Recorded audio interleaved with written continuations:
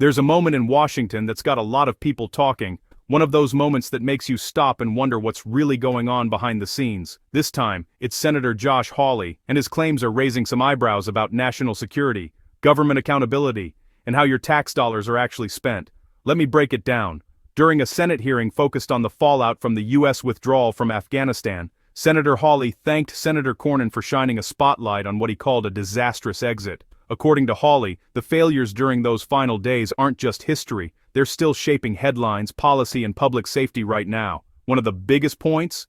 Vetting, or really, the lack of it. Hawley argued that in the rush to get people out, standard security checks pretty much went out the window. Interviews were skipped, background checks were pushed aside, and a lot of long-standing safeguards just disappeared. That means tens of thousands of people entered the United States with little to no idea of their backgrounds or connections. Even now, Hawley claims, there are basic questions we can't answer. Where are some of these people? Who are they connected to? What are they doing? What happened in the waning days of the Afghanistan operation and the Biden administration's disastrous withdrawal from Afghanistan, I think is now well documented. The fact that there was no vetting that was properly done, there were no interviews that were conducted that were standard, the normal background checks were waived. I mean, heck, as I think we'll see today in just a little bit when we hear from our witnesses, from the inspectors general and others, the standard vetting procedures that have been in place for operations like this were completely disregarded. And we're living now with the consequences of that. Tens of thousands of people admitted into this country. We have no idea of their actual background. We have no idea of their potential terrorist connections.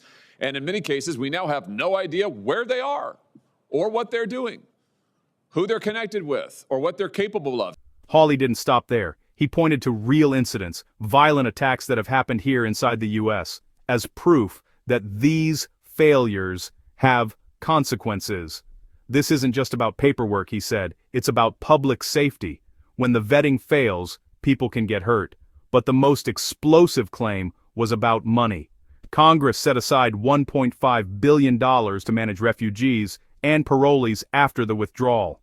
Hawley says tens of millions of those dollars ended up with organizations that have ties to terrorist groups. Some of these groups, he alleged, have even supported or justified attacks like those by Hamas, including the October 7th attacks. Sadly, we've seen what some of them are capable of in the horrific shootings that occurred here in the nation's capital just a short while ago with the guardsmen that Senator Cornyn recognized and mentioned.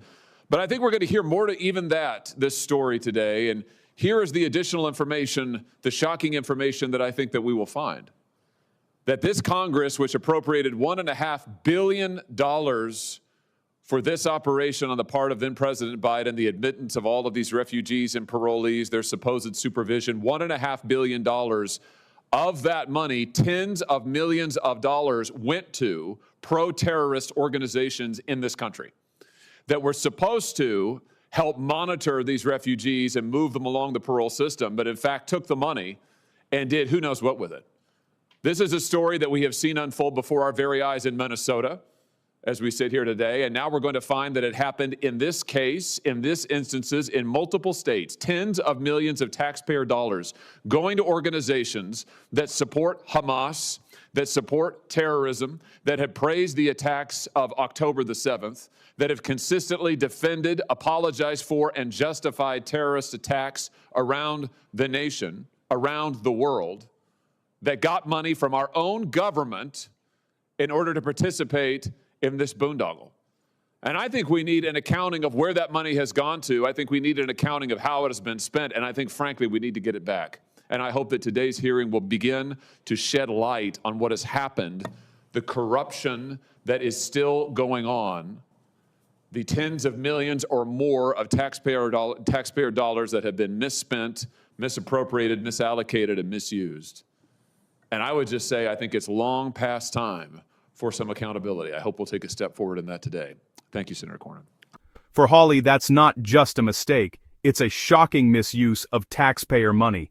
So what does he want? A full accounting. Hawley demanded a complete breakdown of where every dollar went, and he argued that any misused funds should be clawed back. For him, this hearing isn't the end. It's just the start of the fight for transparency and accountability. This debate is about much more than headlines. It's about national security, oversight, and the trust you place in your government to do the right thing with your money. Whether these claims lead to reforms or more investigations, one thing's clear. The stakes are high, and lawmakers are under real pressure to deliver answers. Stay engaged, stay informed, and keep watching. This story is just getting started.